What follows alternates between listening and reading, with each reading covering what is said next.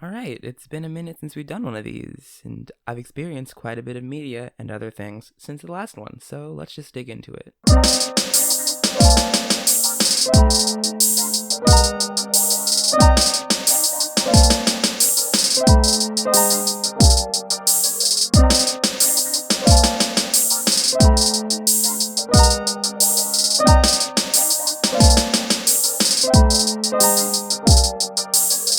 So I knew the show was good because of the scattered clips I've seen, but I didn't know it was this good.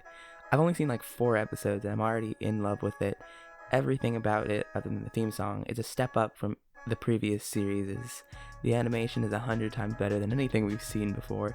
The brothers actually feel like brothers, although that may be because my relationship with my brothers is like 60% snark, and Splinter's just an old guy who happens to also be a rat, and I love that.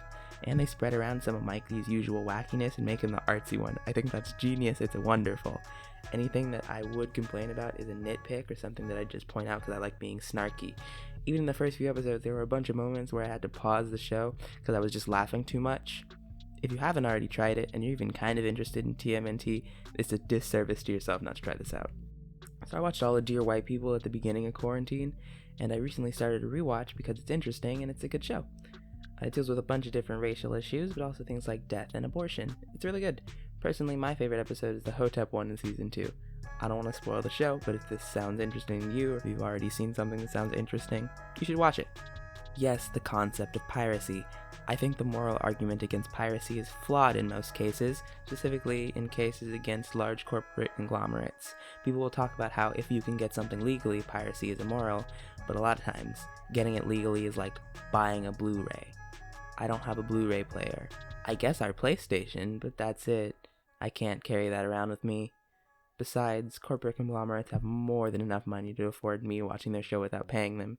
Disney will be fine. Plus, a lot of times, you can't even access it legally. Nintendo takes down a bunch of emulation websites, but don't even release the games that were on there. Disney uploads like 3/8 of Andy Mac and expects me to be okay with that. They just don't want anyone to have it, and that's the mentality I have an issue with. Stop pretending like companies are moral beings. Every large company you can think of has committed disgusting acts if you actually look hard enough. They don't care about you, so stop caring about them. This has been your anti-capitalist rant for this video. I have way more to say about this album than I thought when I started writing. So, this is Robin Thicke's album dedicated to his ex-wife, Paula Patton. His marriage was failing, and this was going to convince her to stay with him. As you may be able to assume, it did not work. I feel like that's a bit obvious. I didn't actually listen to the whole album. Every critic thinks it's garbage. It did horribly internationally. Like, horribly. It's like a big record release, and it sold less than 54 copies in Australia during the opening week. His previous album was number 4 in Australia debut week. Paula only sold 54 copies. That is mind-bogglingly horrible. And from what I've heard, it's mixed. Like, Still Madly Crazy and Tippy Toes are big yikes. However, everyone's already been negative about the album, so I'll talk about some of the better elements. The song Get Her Back is pretty nice, kind of. This video makes me uncomfortable on multiple levels. I really dislike when there's an up-close video of people just staring into the camera, and the texts are just weird and kinda sad. But despite this, the song's kinda pretty. It's like a soft guitar line and percussion with some pretty nice vocals from Robin. The lyrics are hit or miss. I guess I never miss, huh? Like, not playing your wife the right music isn't why your marriage failed. It's actually kinda sad, by which I mean Robin sounds like he's floundering, trying to think of what he can do to resuscitate his marriage. And the even better song is Lock the Door. The background vocals are stunning, and it's just kind of about how horrible he was as a husband. That's just the whole song. Also how she's doing better without him. And my question is, how is this going to get her back in any universe? It's just tearing into why their marriage didn't work, and how it drained out all of her wonder and energy. In what world could this convince anyone to be in a relationship with you?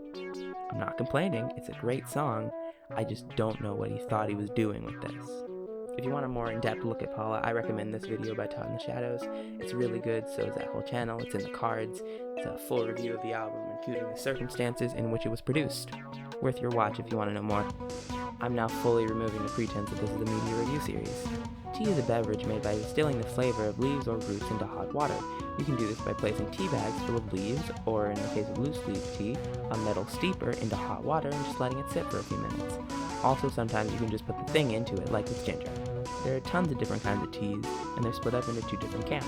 There are true teas, which are all made from the leaves of Camellia sinensis. This includes things like green tea, white tea, and black tea. Then there are herbal teas, which are teas made from anything else. These include teas like yerba mate. Now, as a self-proclaimed tea connoisseur, I do have my favorite brews. There's always good old green tea to help you get up in the morning. It also makes a fantastic lemonade. Just make lemonade how you normally would, but replace the water with tea. It does not disappoint. If you want a semi-sweet tea, nothing hits the spot like some iced hibiscus with a little bit of sugar in it. If you need a tea to help you wind down at night, you could always use chamomile or jasmine to get to sleep easier. You can also never go wrong with just some plain old mint. And if you're especially congested, you can put some cayenne pepper in some hot tea. It'll clear your nose right up. Of course, there are an infinite amount of things you can blend, so let me know some of your favorite teas in the comments. Or don't, whatever, I'm not your boss. Pokemon Showdown is where I've spent most of my Pokemon playing energy as of late, since Sword is lackluster at best. I've also been doing a Nuzlocke, but I've been playing more Pokemon Showdown. It's a website and an app that lets you competitively battle Pokemon without actually having to raise them. Some others would disagree, like my friend, but my favorite part of competitively battling is just trying out weird teams that only kind of work. Like a double battle where I skill swap Slacking's Truant onto a Gardevoir and then Mega Evolve that Gardevoir to replace Truant with Pixelate. I can also make teams with pretty bad or kind of okay Pokemon that I can use interesting ways, like giving Ditto Imposter in a Choice Scarf, or using Smeargle to set up entry hazards using Spore and Dragon Tail to spread it around, or using Lanoon with Belly Drum and a Guava Berry, and Gluttony. Plus, random battles are wonderful. It's where you get 6 random Pokemon with recommended movesets and you don't know what Pokemon your opponent has. It's like unraveling a puzzle live. They also have different settings that adjust the basic format of how the game works. For example, the format Almost Any Ability lets you give most abilities to most Pokemon. Some of them are bad and don't work, but it's a fun format that lets you rethink how certain Pokemon work. Like you can give Smeargle Prankster, or you can give Chansey Regenerator, or you can give Alolan Marowak Water Absorb. How cool is that? It's pretty great, and if you're into Pokemon, you should at least try it out. But that's all for me today.